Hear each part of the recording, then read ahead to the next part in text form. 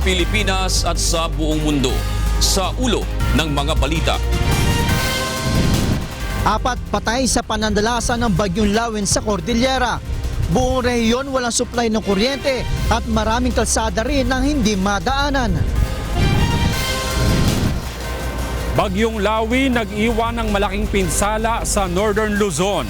Pagbibigay ng agarang ayuda sa mga naapektuhan ng kalamidad, iniutos ng pamahalaan. Super Typhoon Lawin lalabas na ng Philippine Area of Responsibility ngayong gabi. Lagay ng panahon sa Northern Luzon, inaasahang bubuti na. Marahas na dispersal sa US Embassy rally, nakitaan ng paglabag sa Police Operational Procedure. 9 na opisyal ng Manila Police District inalis na sa pwesto. Mga kasundo ang magpapatibay sa economic at maritime cooperation ng Pilipinas at China, kabilang sa mga nilagdaan sa bilateral meeting ni Pangulong Duterte at President Xi Jinping. Una sa ating mga balita, patay ang 2 construction workers sa Benguet matapos matabunan ng gumuhong lupa sa mismong construction site sa kasagsagan ng pananalasa ng Bagyong Lawin. 2 rin ang nasawi sa Ifugao dahil sa landslide. Ito ang balita ni Joshua Antonio. 4 na ang naitalang fatality sa Cordillera Region dahil sa pananalasa ng Bagyong Lawin. Ayon kay Benguet Governor Crescencio Pacalso, ang 2 nasawi ay mga construction workers sa Longlong Road sa La Trinidad, Benguet. Kinilala ang mga ito na sina Edgar Genese, 40 years old, at si Johnny Borja, 35 years old. Natabunan umano ng gumuhong lupa ang 2 habang natutulog sa construction site. Siguro naghanap sila ng protection sa hangin, doon naman sa tabi ng bundok sila pumwesto para makaiwas sa hangin, pero yung bundok naman ang bumigay. So yan, tamaan sila ng guho. Matapos ma-recover ang bangkay ng mga biktima, ay dinala na sa morgue sa Benguet General Hospital. Patay din ang isang babae at isang lalaki sa kanilang bahay sa barangay Nompolia, Humduan, Ifugao matapos matabunan ng lupa kanina ring madaling araw. Samantala, nakapagtala rin ng landslide sa Ken Road, Longlong Road sa La Trinidad, Baguio to Bontoc Road, Tublay Road to Atok sa La Trinidad.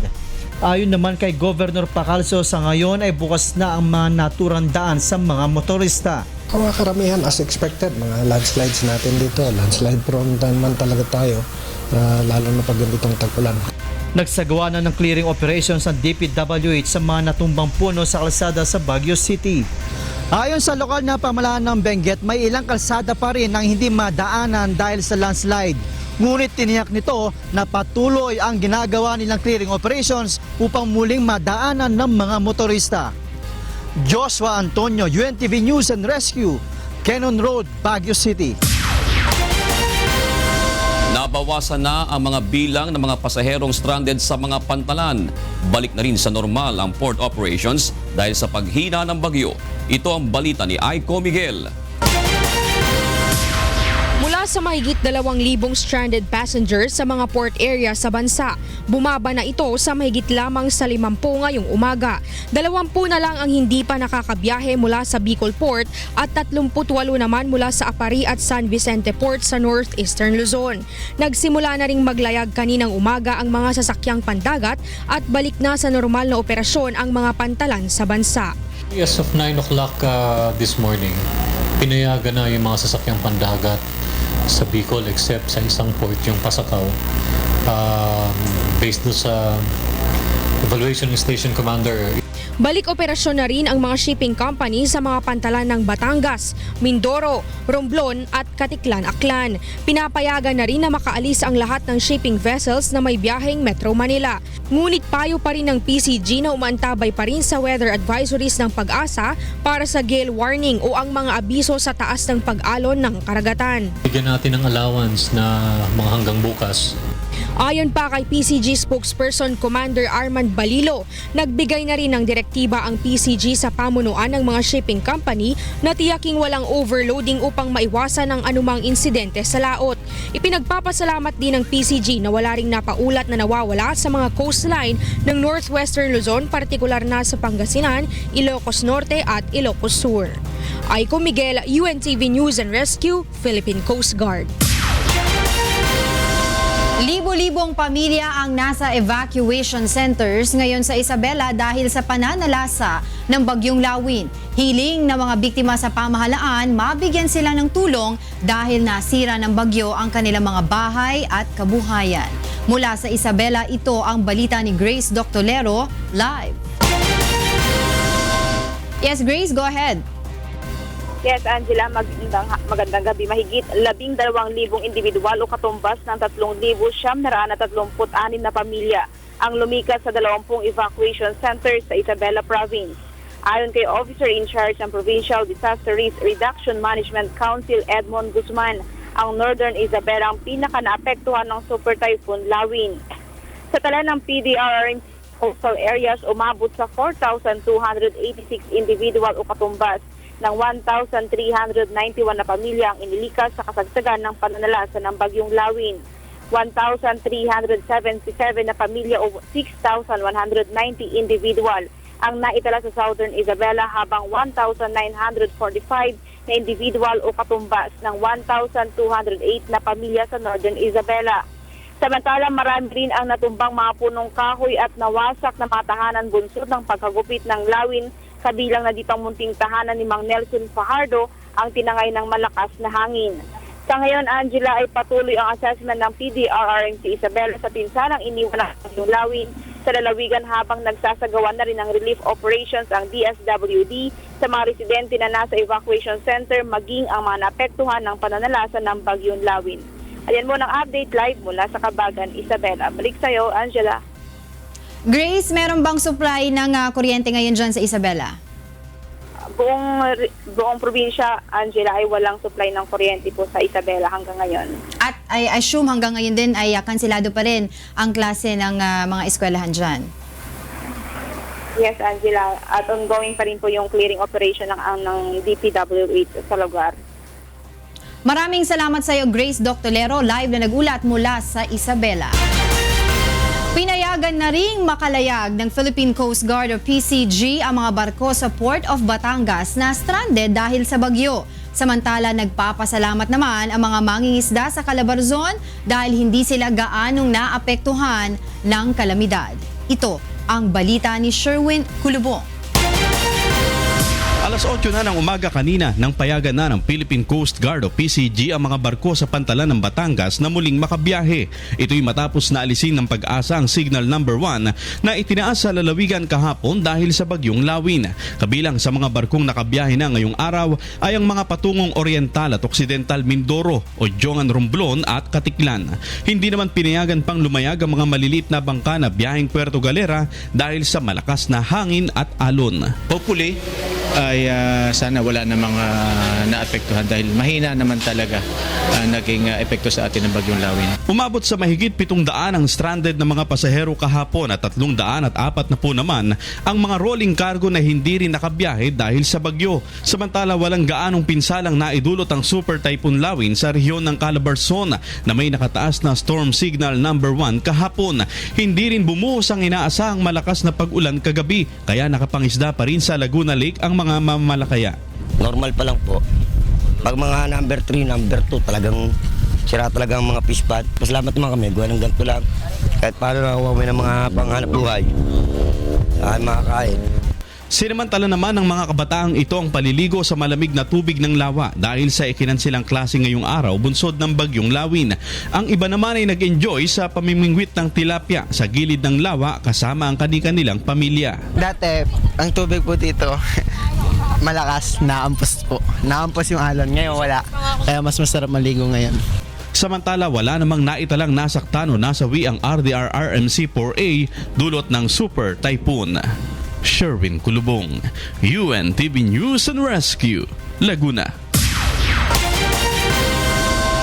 Ang Northern Luzon na matinding naapektuhan na pananalasa ng Super Typhoon Lawin sa ulat ng National Disaster Risk Reduction and Management Council o NDRRMC, mahigit sa 18,000 pamilya ang lumikas at maraming bahay at infrastruktura ang napinsala. Mula sa Camp Aguinaldo, ito ang balita ni Brian De Paz, live. Yes, Brian. Monica, magandang gabi. Ayon nga sa initial report ng NDRRMC, merong 8 na individual ang sinasabing casualty dito sa pananalasa ng bagyong Lawin at isa rito ay mula sa Region 1, 3 sa Region 2 at 4 sa Cordillera Administrative Region, habang merong 2 na individual ang nawawala sa Region 2. Ayon sa NDRRMC, subject for validation pa ito at ito'y sa pamamagitan din katuwang ang PNP at Department of Health. Sa datos ng National Disaster Risk Reduction and Management Council o NDRRMC, nasa higit 18,000 na pamilya o mahigit 70,000 individual ang sumunod sa preemptive evacuation ng pamahalaan dahil sa Super Typhoon Lawin. Naiulat rin na may ilang evacuation center na lumipad ang bubong pero hindi naman tuluyang nasira. Ang mahalaga dito nanatili ang ating mga kababayan sa mas ligtas na lugar. Ngunit ayon sa pamahalaan, mas napuruhan ng Northern Luzon Region ng manalasa mula kagabi hanggang ngayong araw ang matinding bagyo. May region-wide power outage sa Cordillera Administrative Region. Hindi rin madaanan ang mga kalsada sa Car, Cagayan at Isabela dahil sa pagguho ng lupa, pagbagsak ng puno at poste ng kuryente. It will take some time para ma-restore po ang power lines natin sa mga lugar na ito. Gumawa naman ng hakbang ang NDRRMC para di masira ang komunikasyon sa local at regional councils. Nag-test po tayo ng ating mga high-frequency radio sa panunguna po ng Armed Forces of the Philippines. Ang ginawa po nila, nag-assign po sila ng mga operational channels po na matatawagan ng ating lokal na pamahalaan. Ayon sa NDRRMC, nakamonitor at nagbibigay sila ng update kay Pangulong Rodrigo Duterte kaugnay ng pinsala ng bagyo. Masiguro na agaran mabibigay ng ayuda ang ating mga kababayan. Ayon naman sa DSWD, may sapat na food pack ang mga evacuee na tatagal sa loob ng 2 araw. May naka-standby na rin na relief goods sa mga warehouse sa strategic locations sa mga apektadong rehiyon. Maghahanda naman ang pamahalaan ng initial assessment sa halaga ng pinsala ng Super Typhoon Lawin dahil kailangan munang makuha ang lahat ng report mula sa regional at local councils. Monica, ayon sa NDRRMC, meron pang mga probinsya na hindi pa nagkakaroon ng komunikasyon sa kanila kaya hindi pa nila tuluyang masasabi na hanggang doon na nga lang yung bilang ng mga napapaulat na casualty o nawawala sa pananalasa ng bagyong Lawin. Kabilang nga dun sa mga wala pang komunikasyon ang NDRRMC, ang Kalinga, Apayao at Abra. Pero ikinatawa ng pamahalaan na wala ngang nawawalang mangingisda ngayon at ganun din naman malaki yung nagawa o naitulong ng kanilang preemptive evacuation. Yan muna ang latest mula rito sa Camp Aguinaldo. Balik sa iyo, Monica. Maraming salamat, Brian De Paz, live na nag-uulat mula sa Camp Aguinaldo. Patuloy ang paghina ng bagyong Lawin at posible nang lumabas ng Philippine Area of Responsibility mamayang gabi. Mula sa Pag-asa DOST, ito ang balita ni Rosalie Coz, live. Yes, Rosalie. Magandang gabi, Monica. Humina na nga itong bagyong Lawin. Wala na pong banta ng bagyo sa bansa at ngayong gabi ay tuluyan na itong lalabas ng Philippine Area of Responsibility. Kaninang alas 4 ng hapon ay namataan ito sa layong 240 kilometers west-northwest ng Lawag City, Ilocos Norte. Taglay ang lakas ng hangin na 130 kilometers per hour malapit sa gitna at pagbugso na 160 kilometers per hour. Kumikilos ito pa northwest sa bilis na 22 kilometers per hour. Nakataas pa rin ngayon ang Tropical Cyclone Warning Signal number 1 sa Ilocos Norte, Ilocos Sur, La Union at Abra. Subalit maaari na rin itong i-lift ng Pag-asa mamayang alas 11 ng gabi. Ayon pa sa Pag-asa, mapanganib pa rin po ang maglayag sa dagat, partikular na sa northern at eastern seaboard ng Northern Luzon at western seaboard ng Central Luzon. Asahan namang simula bukas ng umaga, gaganda na po ang lagay ng panahon lalo na sa Northern Luzon. Samantalang dito naman sa Metro Manila ay makararanas ng papulupulong pag-ulan at pagkidlat. Monica, ngayong araw din ay opisyal na ang termination ng pag-iral ng hanging habagat ayon sa Pag-asa. Sa mga susunod na araw ay unti-unti na nating mararamdaman ang pag-iral ng hanging amihan. Batay naman sa pinakahuling ulat ng Pag-asa ay wala itong namomonitor na namumuong sama ng panahon sa mga susunod na araw. Yan muna ang latest mula rito sa Pag-asa. Balik sa iyo, Monica. Maraming salamat, Rosalie Cos, live na nag-uulat mula sa Pag-asa DOST. Susunod sa ito ang balita. Marahas na dispersal sa US Embassy rally, nakitaan ng paglabag sa Police Operational Procedure. 9 na opisyal ng Manila Police District inalis na sa pwesto. Mahigit 100 mga illegal dump sites ipasasara ng Ombudsman simula sa susunod na taon.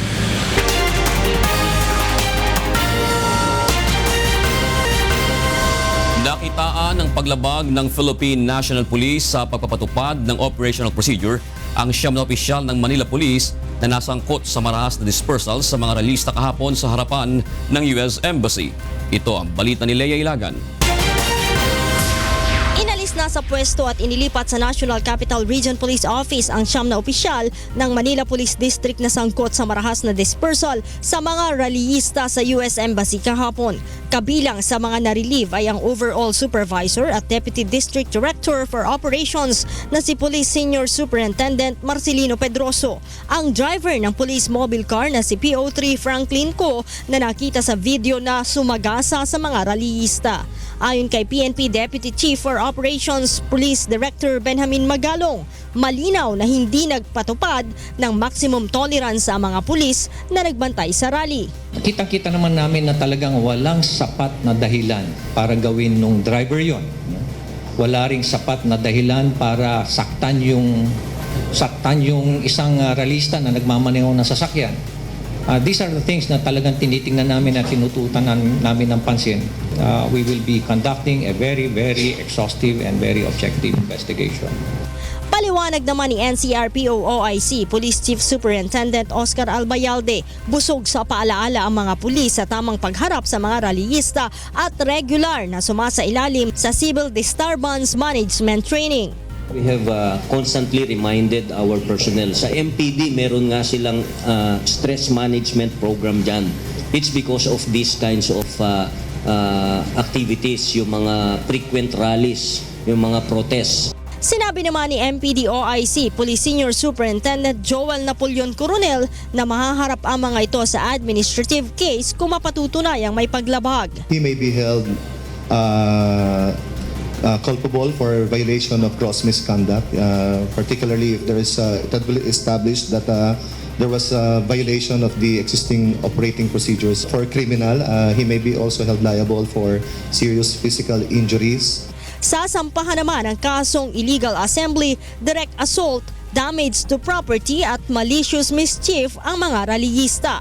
Sa marahas na dispersal kahapon, 35 PNP personnel ang nasugatan, 22 naman sa mga rallyista at 21 ang naaresto, subalit pinalaya rin matapos napuntahan ng kanilang mga abogado.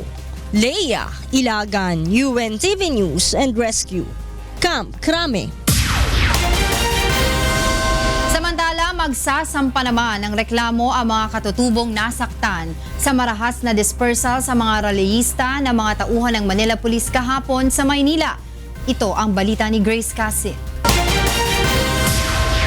Emosyonal si Pia habang kinukwento ang kanyang sinapit sa rally ng mga katutubo at ng iba pang mga militante sa harapan ng United States Embassy.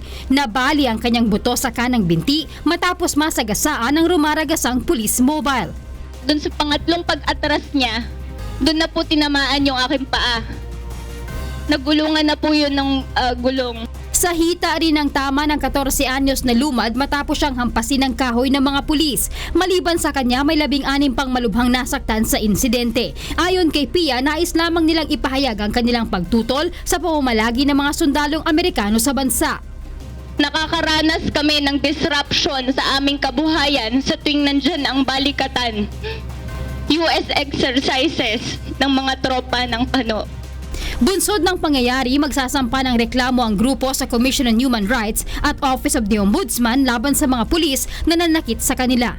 At the very least, Colonel Pedroso, Franklin Co at iba pang mga kapulisan, violation ng BP 880, tapos sa revised penal code, attempted murder. Iimbestigahan naman ng Commission on Human Rights ang punot dulo ng pangyayari upang makapagbigay ng rekomendasyon sa mga kasong maaaring isampa sa mga pulis. We have to look whether the use of force was necessary and was to the extent required, and if it was proportionate to the provocation given to the policemen on the ground. Sa Kamara, nag-file ng resolution ng Makabayan Block upang imbestigahan ang naturang insidente. Kailangan masampahan sila ng administrative and criminal charges at the maximum ay matanggal sa posisyon itong mga opisyal na ito. Grace Casin, UNTV News and Rescue, Quezon City. Sa iba pang balita, ilang high-profile inmates sa New Bilibid Prison ang hiningan umano ng pera ng dating matataas na opisyal ng Department of Justice kapalit ng pag-aproba sa kanilang parole application. Ito ang balita ni Roderick Mendoza. Hindi lamang umano pinagbenta ng droga ang ilang high-profile inmates sa New Bilibid Prison para sa kampanya ni Senador Laila de Lima. Ang iba umano sa mga ito, hiningan din ng pera kapalit ng pangakong aaprubahan ang kanilang aplikasyon na mabigyan ng parole. Ilang matataas na opisyal umano ng DOJ ang nanghingi ng pera sa mga inmate. Tumanggi naman ang abogado na pangalanan kung sino-sino sa kanyang mga kliyente ang nagbigay ng lagay. Nagbigay sila ng pera dito sa mga opisyal na to. Depende sa capacity at saka yung gravity ng offense. May 1 milyon, may 1/2 milyon, may 250,000. Ngunit batay sa impormasyong naiparating sa Kongreso, 5 sa mga bilanggong tumistigo sa kanilang pagdinig ang may aplikasyon upang mabigyan ng pardon. Ang mga ito ay sina Engelberto Durano, Nonilo Arile, Jaime Pacho, Jojo Baligad at Vicente C. Paiimbestigahan naman ni Justice Secretary Vitaliano Aguirre ang aligasyon sakaling may maipresentang ebidensya ang mga inmate. Roderick Mendoza, UNTV News and Rescue, Manila. Ipasasara na ng Ombudsman ang mga illegal dump sites sa bansa simula sa susunod na taon. Ito ang balita ni Monokson. Nasa 100 illegal dump sites sa bansa ang nais pang maipasara ng Office of the Ombudsman bilang bahagi ng mahigpit na pagpapatupad ng Ecological Solid Waste Management Act o Republic Act 9003. Bukod dito, sinimulan na rin nila ang investigasyon sa ilang local government officials na nagbigay ng permiso upang makapag-operate ang mga ito. We will see sustained investigation of mayors, vice mayors, Sangguniang Bayan members, environmental protection officers, and there will definitely be sanctions that will be imposed by the Office of the Ombudsman as well as indictments filed in court. Sir, Sa ngayon ay nasa 29 na open dump sites sa Bataan, Bulacan, Nueva Ecija, Pampanga, Cavite, Batangas, Rizal, Quezon, Oriental Mindoro, Aklan, Iloilo, Cebu, Samar at Leyte ang naipasara na ng Ombudsman. At bago matapos ang taong 2016, mahigit 50 illegal dump sites pa ang nakatakdaring ipasara. Tiniyak naman ni Ombudsman Conchita Carpio Morales na magiging patas sila sa pagpapatupad ng batas. The Environmental Ombudsman is keen on prosecuting cases that involve whether big or small fishes. Bukod sa pagpapasara sa mga illegal dump sites ay uumpisahan na rin ng Environmental Ombudsman ang investigasyon at crackdown sa mga illegal mining at illegal logging activities. Mon Hokson, UNTV News and Rescue, Office of the Ombudsman.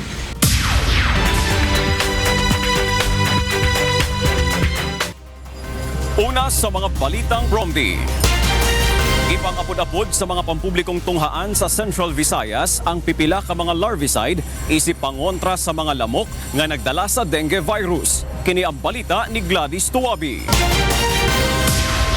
Puntirya detalya sa Department of Education Region 7 nga muminos ang kaso sa dengue virus sa Cebu. Sa aktibo nga public-private partnership sa departamento, nang apud-apud ang Rotary Club ug larvicide sa mga publikong tunghaan sa Central Visayas aron mapakgang ang mga lamok nga mao'y nagdala sa dengue virus o guban pang sakit. There are really vulnerable groups which cannot be served by the Department of Health program, which is vaccination.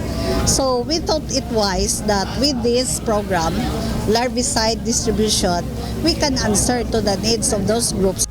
Di ba? Ang pagpatay sa breeding sites is search and destroy. So appeal man na sa suggested sa Department of Health. Gipahinumduman sab ang publiko nga limpyuhan ang palibot ug magpatanaw dayon sa doktor kung adunay gibati. Baguhay lang nagdeklara ang probinsya sa Cebu og outbreak ug ang dakbayan sa Cebu og state of calamity tungod sa taas nga kaso sa dengue. Gladys Tuwabi, UNTV News and Rescue, Cebu. Nabalaka na ang lokal nga kagamhanan sa Palawan sa padayon nga pagkunhod sa presyo sa humay nga dakog epekto sa panginabuhi sa mga mag-uuma. Kini ang balita ni Andy Pagayona. Ikinababahala ng lokal na pamahalaan ng Palawan ng patuloy na pagbagsak ng presyo ng palay sa katimugang bahagi ng lalawigan na pangunahing pinagkukunan ng supply ng bigas. Ayon sa lokal na pamahalaan, biglang bumaba ang presyo ng palay, bunsod ng mga pag-ulan na sinamantala naman ng ilang traders. Sasabihin nila, stop buying na sila. Pero after a while, mamimili na naman sila at a very low price na. Wala magawa yung ating mga magsasaka. Kung dati ay nasa 20 hanggang 17 pesos ang kada kilo ng palay, ngayon ay aabot na lamang ito sa 10 piso kada kilo. Sa kabila naman ng pagbaba ng presyo ng palay ay hindi pa rin naman bumababa ang presyo ng bigas sa merkado. Kasabay ng masaganang ani ng palay dito sa bayan ng Nara, Palawan ay ang pagbagsak ng presyo nito. Kaya naman humihingi ng tulong ang mga magsasaka sa lokal na pamahalaan ng Palawan na tulungan sila sa kanilang suliranin. Andy Pagayona, UNTV News and Rescue, Palawan. O kana ang mga balita nga atong gitutukan gawas sa kauluhan.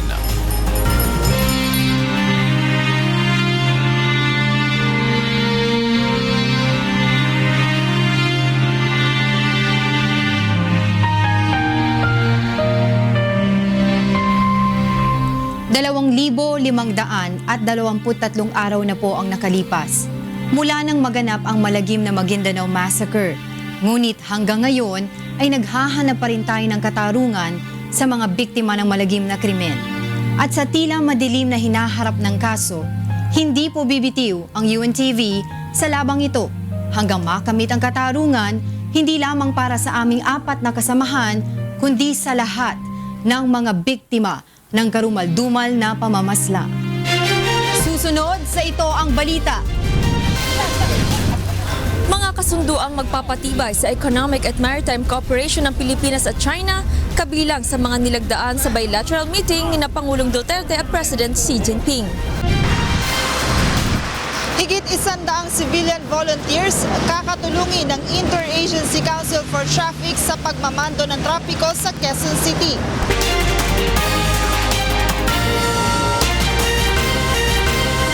Hindi pa rin naibabalik ang linya ng kuryente sa Tuguegarao City na napinsala ng Bagyong Lawin. Mula sa Tuguegarao, ito ang balita ni Ray Pelayo, live. Ray, magandang gabi. Yes, June, bagsak pa rin ang mga power lines dito sa Tuguegarao City at karamihan sa mga bahay dito at establishmento ay walang supply ng kuryente maliban na lamang doon sa mga gumagamit ng genset. At sa mga gasoline station ay kapansin-pansin ang pila ng mga motorista para magpakarga. At yung mga bahay dito, June, yung karamihan sa mga bahay ay merong pinsala. Bagamat yung iba ay partial lamang, pero medyo lalo yung mga gawa sa light materials ay totally damaged. Sa ngayon, June, ay wala pang maibigay na report ang Office of Civil Defense dito sa Tuguegarao dahil yung mismong kanilang opisina ay nasira ng Bagyong Lawin, maging yung pinaka regional offices area dito kung saan sama-sama yung mga regional offices ay halos lahat ng opisina ng gobyerno ay nasira at sinusubukang ibalik yung kanilang serbisyo. Tinatayang matatagalan pa yung pagbabalik nitong kuryente dito sa Tuguegarao habang maraming mga poste pa rin ang nakabuwal, June. Maraming salamat, Ray Pelayo, nag-uulat mula sa Tuguegarao City.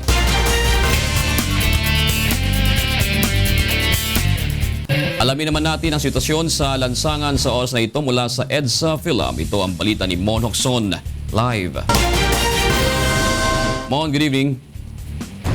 Magandang gabi, June. Sa ngayon, itong EDSA PhilAm, wala maging problema kung kayo ay bibiyahe pa southbound dahil sa ngayon napakaluwag ng daloy ng trapiko lalo na sa mga bibiyahe papunta ng Makati at ng Pasay. Narito ang sitwasyon ng trapiko. Sa ngayon, June, ay maluwag na maluwag ang area ng EDSA PhilAm southbound lane, hindi katulad kahapon na kung saan ay napakabagal naman ang daloy ng mga sasakyan. Isa yan sa mga inaalam ng IAC kung bakit merong mga panahon na kung minsan ay sobrang traffic at kung minsan naman magtataka ka bakit naman sobrang luwag. So isa yan sa mga ineksperimento nila, yung paglalagay at pagsasara ng mga U-turn slots dito sa may area ng EDSA PhilAm. Yung kabilang lane, yung northbound, medyo moderate traffic tayo dyan at medyo mas lalong babagal pag kayo ay malapit na dyan sa may North Ave patungo ng Muñoz area. Tingnan natin ang ilang mga live points natin sa Metro Manila. Unahin na natin ang area ng isa sa mga pinaka-traffic na lugar, itong EDSA Guadalupe. Mula sa Guadalupe, papunta ng Shaw Boulevard, yung mga nanggagaling po ng Pasay at ng Makati area, heavy traffic na po ang EDSA Guadalupe dyan sa may Makati. Habang yung from Orense po, kung kayo ay pupunta ng Ayala at dyan sa may area ng Pasay, medyo magkakaroon na rin po ng konting problema. Traffic na rin po magmula dyan sa may crossing hanggang makarating kayo ng area po ng Orense, kasama na rin ang Buendia at ang Ayala. Punta po tayo sa may Baclaran, Rojas Boulevard. Yung pong Baclaran going to Manila, light to moderate po tayo sa area na yan, lalo na po dyan sa may area papunta po ng Anda Circle. Yun naman malapit po sa may CCP, nagkakaroon na konting pagbagal dahil lamang po sa palitan ng stop and go. Pero after po niyan, magiging malawag po ang papunta ng Maynila. Yung po kabilang side, Baclaran going to Coastal Road, light traffic din po. Lalo na po sa mga kababayan natin na taga Cavite na uuwi po at dadaan dyan sa may area ng Coastal Road. June, lagi natin pinapaalala ang bagong in-implement na pagbabago dyan sa ating number coding scheme. Ito pong mga sasakyan ay wala na pong window hours na ipinatutupad. So lahat bukas po, Friday, lahat ng sasakyan ng plate number katapos sa 9 at 0, bawal po sa lahat ng malansangan sa Metro Manila mula po alas 7 ng umaga hanggang alas 7 ng gabi. Yung extension po ng 8 p.m., hinintay pa po natin kung kailan yan ipatutupad ng MMDA. Yan po ang ating traffic update. Balik sa iyo, June. Maraming salamat, Mon Hocson. Mahigit 100 civilian volunteers sa Quezon City ang sumailalim sa Traffic Management Seminar ng Interagency Council for Traffic o IACT ngayong araw. Ito ang balita ni Joanan. Aminado ang Interagency Council for Traffic o IACT na kulang ang kanilang mga tauhan para sa pagsasaayos ng trapiko sa buong Metro Manila. Bunsod nito, nakikipag-ugnayan na ang grupo sa mga local government official upang humingi ng tulong sa pagmamando ng traffic sa ilang secondary road gaya ng Mabuhay Lanes. Kanina, mahigit 100 civilian volunteer mula sa Quezon City ang sumailalim sa Traffic Management Seminar ng IACT sa pakikipagtulungan ng Task Force Daloy Trapiko na binubuo ng grupo ng mga motor and bicycle rider. We formed this task force Daloy Trapiko para po to augment doon sa pangangailangan ng gobyerno.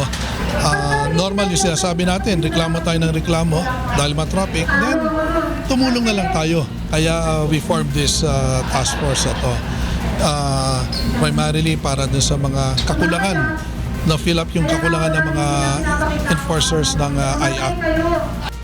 Tinuruan ng mga volunteer ng basic traffic signs and rules, violations at iba pang mga pamamaraan sa pagsasaayos ng daloy ng mga sasakyan.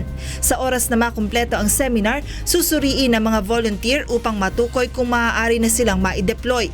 Bagaman walang inaasahang sweldo, nahikayat ang mga volunteer na sumali sa proyekto sa layuning masolusyonan ang matagal ng problema sa traffic.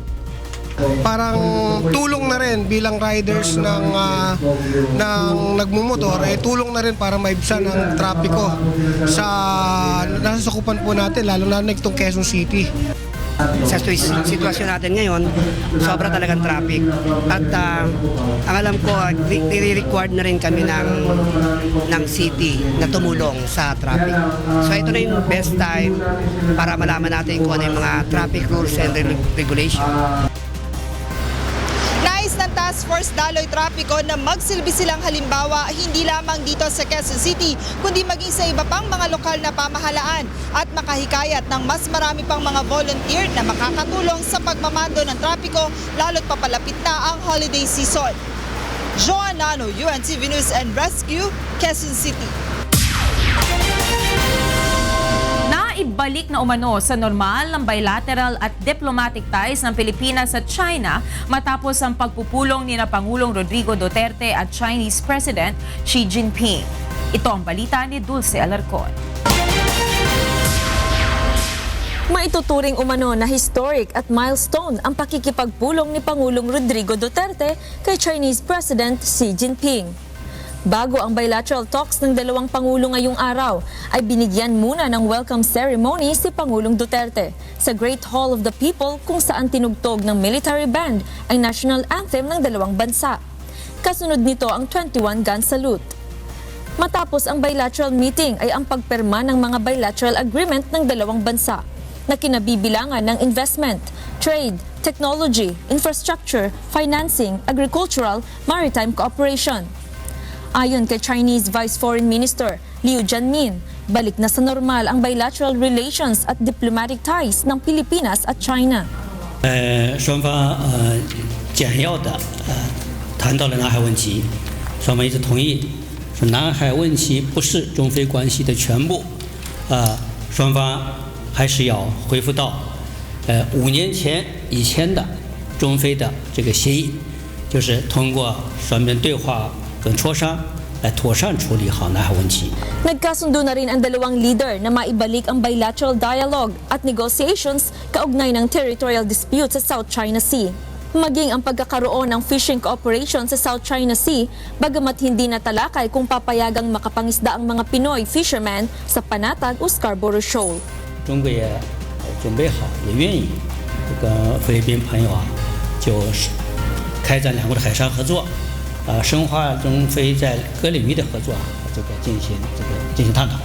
这是访问以后我们两国主管部门要继续协商的问题。那大家注意到，这次我们签的协议当中包括有个就是两国海警部门的合作，这也标志着两国的海上合作已经开始了。 Bukas ay ang huling araw ng state visit ng Pangulong Duterte dito sa Beijing, kung saan inaasahang makikipagpulong ang Pangulo sa Bank of China bago tumulak pa uwi ng Davao. Dulce Alarcon, UNTV News and Rescue, Beijing, China. Naniniwala naman ang ilang mambabatas na malaki ang maitutulong sa overseas Filipino workers at mga negosyo sa bansa ng pagpapalakas sa relasyon ng Pilipinas at China. Ito ang balita ni Nel Maribohok.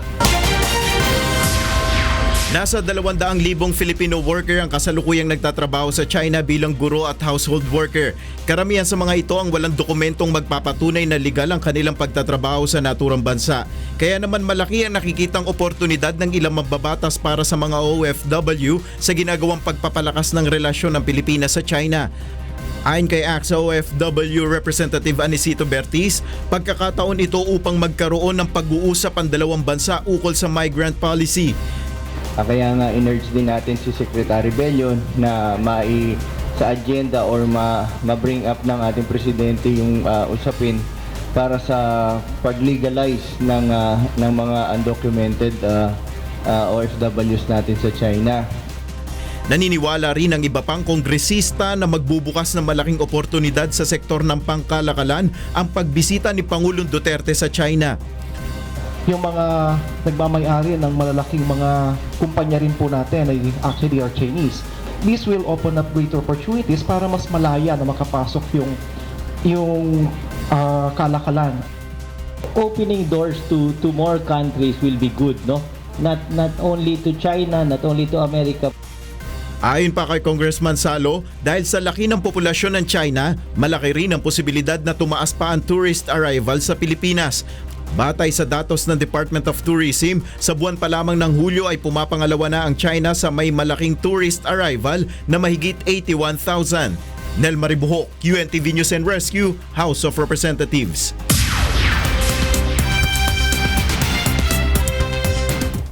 And for the news abroad, U.S. presidential candidates Donald Trump and Hillary Clinton sparred on their final debate in Las Vegas, just 2 weeks before the elections in November. Kat Canlas reports. Despite continued personal attacks between the two U.S. presidential candidates in the last debate, Hillary Clinton and Donald Trump still managed to discuss their differences in the policies for the American voters. When the moderator started a question on how Clinton and Trump see their future nominees in the U.S. Supreme Court, the candidates sparred about the Second Amendment rights, where Trump maintained that he will uphold the rights to bear any kind of weapons, where Clinton advocated regulations on closing loopholes in buying assault rifles from gun shows and denying those who are on the no-fly list on buying guns. They also debated on how the Supreme Court should look into women's rights. Secretary Clinton pressing on that the government should not interfere on how women handle their body, while Trump pushed on banning some types of abortions. And Hillary can say that that's okay, but it's not okay with me. Because based on what she's saying and based on where she's going and where she's been, you can take the baby and rip the baby out of the womb in the 9th month on the final day. And that's not acceptable. Well, that is not what happens in these cases. And using that kind of scare rhetoric is just terribly unfortunate, because the Mexican president said, we're not paying for that wall. And I can tell you the government has no business in the decisions that women make with their families in accordance with their faith, with medical advice, and I will stand up for that right. When Trump slammed Clinton on her initial endorsement of the Transatlantic Trade and Investment Partnership, or TTIP, saying that it would let the U.S. lose millions of jobs, Clinton responded that she did not agree on how the final agreement went and shot back that her opponent was the first to ship his manufacturing businesses to Mexico and China. But perhaps one of the most controversial moments of the debate was when Trump responded to Chris Wallace's question that if he is ready to accept the result of the election on November 8, Trump refused to answer, only saying that he will take it one at a time. At the end of the debate, most analysts, including a newly released poll, shows that 52% of the respondents see Clinton won the debate to Trump's 39%, a troubling result for the Republican nominee, who is lagging by 8% on the national polls against Secretary Clinton. Kath Canlas, UNTV News and Rescue, University of Nevada, Las Vegas. Rain and floods hit Hong Kong on Wednesday as Typhoon Haima approached the city. Downpours from a previous typhoon caused flooding on the roads, stranding many residents. A video uploaded on social media captured flooding in the Wan Chai area. Haima could come within 100 kilometers of the city on Friday based on its current projected track. Typhoon Haima is set to move towards the coast of Guangdong province of China on Friday. A suspected supporter of Islamic State attacked policemen in Indonesia with a knife on Thursday and wounded 3 of them in what appeared to be the latest violence inspired by the militant group. Police shot and wounded the attacker after he stabbed 3 traffic police officers during the rush hour in the outskirts of Jakarta. An unexploded pipe bomb and a large IS sticker were also found near the scene. Indonesian authorities are increasingly worried about the resurgence of radicalism driven in part by a new generation of militants inspired by the Islamic State. And those are the stories making headlines around the world. I'm Darlene Basingan. Good evening.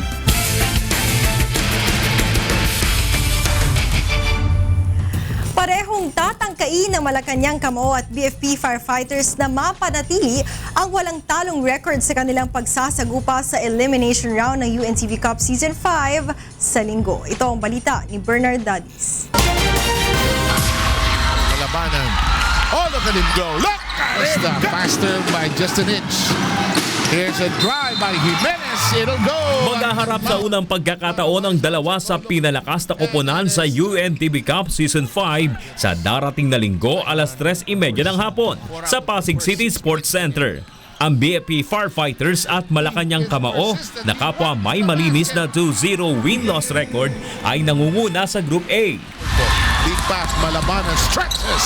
Mataas ngayon ang moral ng Firefighters matapos talunin noong nakaraang October 9 ang defending champion AFP Cavaliers sa score na 78-74. High moral ngayon ng team ngayon. Maganda ang kumpiyansa ng mga team ngayon. Ayon pa sa BFP, bukod sa mahigpit na depensa na ginamit nila sa AFP, paghahandaan nila ng husto ang opensa laban sa Malacanang. Still, we have to practice pa rin. Doon pa rin nagsisimula sa practice. Maybe we have to again make some adjustments sa half-court offense naman namin. Samantala, uhaw at gigil naman ng Malacanang Kamao na masundan ng tagumpay noong October 9 matapos tambakan ng Senate Defenders sa score na 82-54. Talagang itong mga player namin, gigil na manalo. Kaya naman ayon sa Kamao team, todo ensayo ang kanilang gagawin para sa nalalapit na laban sa linggo. Siguro mas magiging ready kami. Tapos talagang i-ano namin, pagpa-practice kami. Bernard Dadis para sa UNTV Cup Season 5.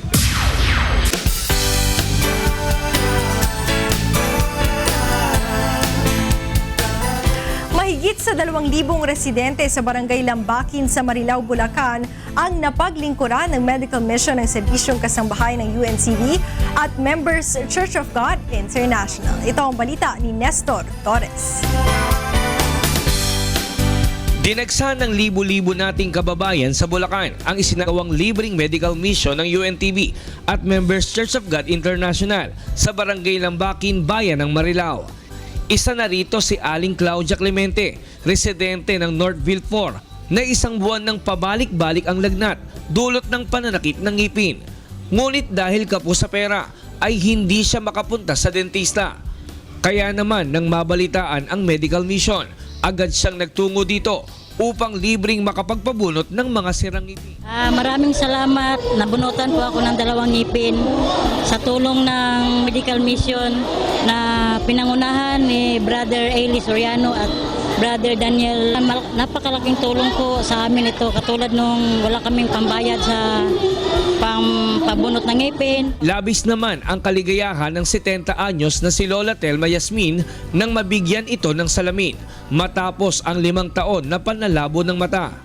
Nagpapasalamat po ako sa serbisyong medical mission. Napakagandang bagay po sa amin ito sa mga mahihirap na bigyan po ng ganitong... Katuwang din ng himpilan ang Philippine Marketing Association sa pagsasagawa ng serbisyo publiko.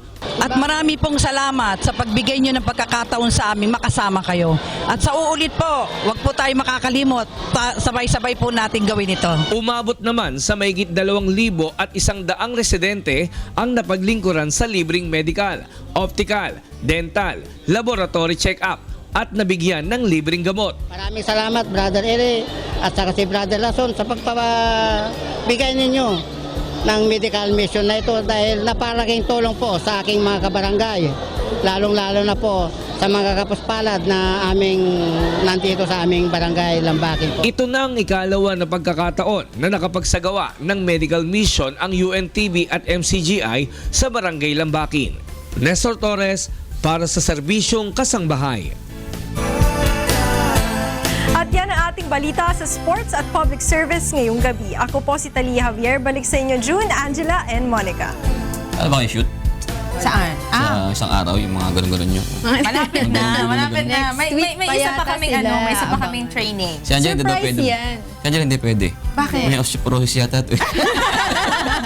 Pang ako, pang aso. Oo, pang-aso pa nga pala. Sige. Pero may pa daw kami, may isa pa kaming training. Yung nakita nila pa lang yung patikim. Patikim pa lang. Si Talia rescue. Pumarinig ka na nga. Pumarinig ka na. At yan ang naging kabuuan ng ating balitaan ngayong gabi. Aming inilahad ng buong katapatan kung paano namin nasaksihan. Kayo makapagtitiwala ng aming nakita at narinig ang aming ibinabalita. Magandang gabi.